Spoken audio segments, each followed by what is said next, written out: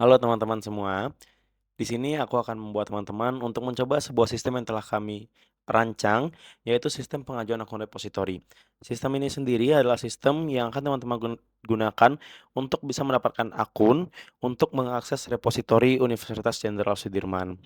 Nah, halaman pertama yang akan teman-teman kunjungi ketika mengakses website ini adalah halaman yang tampil saat ini, di mana di halaman ini teman-teman diminta untuk login agar bisa masuk ke dalam sistem pengajuan akun repositorinya.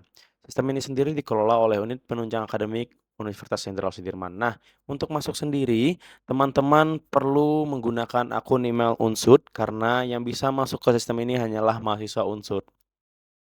Setelah masuk, teman-teman akan dihadapkan kepada halaman dashboard user, di mana di sini teman-teman akan tunjukkan oleh beberapa informasi, di antaranya ada informasi pengguna yang berisi dengan informasi data teman-teman sekalian, yang sesuai dengan email yang telah teman-teman gunakan untuk login. Seperti di sini ada teman-teman, nama teman-teman, kemudian ada email, lalu juga ada NIM. Kemudian di sisi kanan ada status pengajuan formulir. Nah, ini adalah status pengajuan dari formulir yang nanti akan teman-teman isi. Seperti yang teman-teman lihat, di sini di bagian pertama itu masih abu-abu karena formnya belum disubmit. Kemudian di bagian proses review juga masih belum ada review dan form yang diajukan. Dan juga di bagian 3 masih abu-abu karena memang belum ada formulir yang disetujui. Nah, di sebelah kiri sendiri kita akan masuk ke bagian formulir. Tapi sebelum itu bisa teman-teman lihat bahwasanya di sisi kiri ada terdapat beberapa menu yaitu dashboard, formulir, panduan, dan juga logout. Nah, untuk di formulir sendiri, ini adalah tampilan halaman formulir di mana berisi data-data yang harus teman-teman submit sesuai dengan data yang teman-teman miliki. Nah, seperti yang teman-teman lihat, di sini teman-teman harus mensubmit nama lengkap, lalu juga email, kemudian setelah itu ada NIM,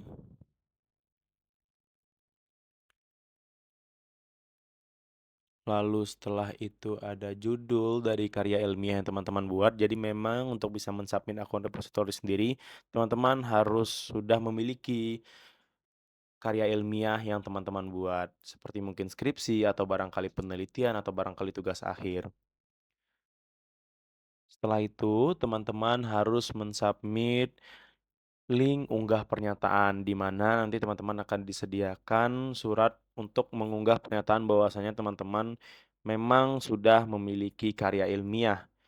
Nah, nanti bisa teman-teman submit dalam bentuk link Google Drive atau barangkali link dokumennya. Nah, juga bisa minta untuk disubmit nomor telepon, lalu fakultas. Nah, untuk fakultas sendiri teman-teman bisa memilih fakultas, kemudian akan memilih jenjang, nanti akan ada muncul pilihan jenjangnya, lalu juga akan ada pilihan prodi, lalu nanti teman-teman juga diminta untuk memasukkan nama pembimbing dari penelitian teman-teman sendiri. Nanti akan muncul juga ketika teman-teman mencari atau mungkin menulis begitu. Nah, ini adalah pembimbing 2 sampai dengan 4 di mana untuk penelitian sendiri itu adalah hal yang opsional. Kalau memang teman-teman memiliki pembimbing 2 sampai dengan 4 maka dianjurkan untuk memasukkan, tapi jika tidak bisa langsung di-submit saja formnya. Kemudian akan muncul pop-up apakah teman-teman sudah yakin untuk mengajukan akun.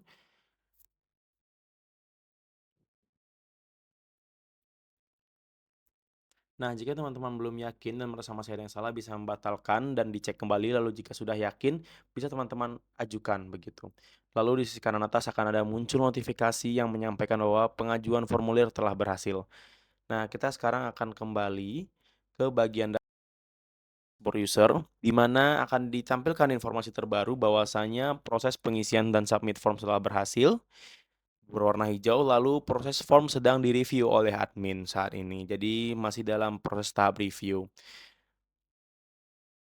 Nah, karena form sedang diproses, tapi kalau misalnya teman-teman menyadari bahwasanya ada kesalahan terkait form yang telah teman-teman submit, teman-teman bisa meminta untuk pengajuan formulir.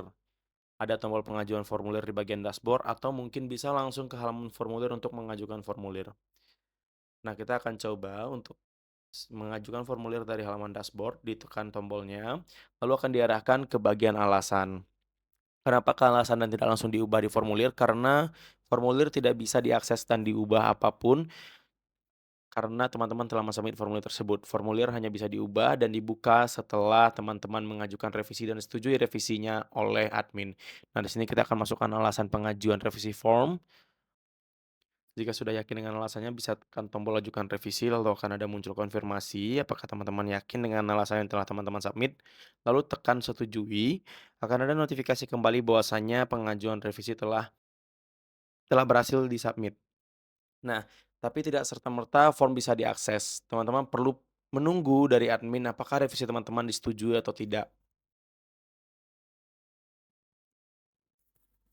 Nah, di sini pengajuan revisi kita telah di-ACC dan form telah dikembalikan, lalu akan ada ditampilkan alasan kenapa teman-teman perlu merevisi. Nah, alasan revisi sendiri adalah alasan yang tadi telah teman-teman submit, begitu. Di sini yang tadinya berwarna hijau berubah menjadi warna kuning karena sedang dalam proses revisi oleh kita sebagai pengguna. Kita tekan tombol submit revisi, kemudian akan diarahkan kembali ke formulir dan formulir telah dibuka kembali untuk bisa teman-teman isi dan ubah data yang ada. Nah, setelah kita mengubah, bisa kita submit kembali dan memang jika sudah yakin, maka teman-teman bisa langsung mengajukan. Kemudian akan ada notifikasi yang menyatakan bahwa revisi atau perbaikan data telah berhasil dan di sini berubah menjadi warna hijau kembali karena sedang dalam proses review oleh admin. Nah, ternyata setelah admin cek atau mungkin telah dilihat oleh admin formulirnya dan terdapat kesalahan, maka admin bisa mengembalikan dan menolak pengajuan teman-teman. Lalu admin akan menuliskan alasan kenapa pengajuan formulir teman-teman ditolak dan diperlukan revisi kembali. Bisa teman-teman lihat bahwasanya admin menyatakan bahwa terdapat kesalahan input data pada link surat pernyataan.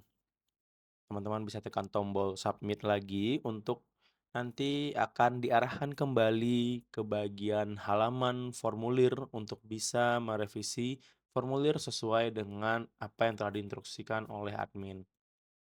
Di sini kita akan mengganti link unggah pernyataannya karena memang tadi ada kesalahan oleh link.